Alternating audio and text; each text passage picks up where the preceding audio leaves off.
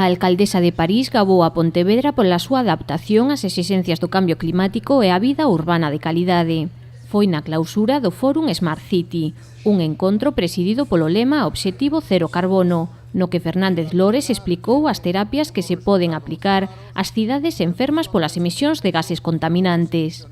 O alcalde pontevedrés convidou formalmente a alcaldesa parisiense a visitar Pontevedra. A rexedora Gala recoñeceu que sería interesante comprobar de primeira man a transformación da cidade.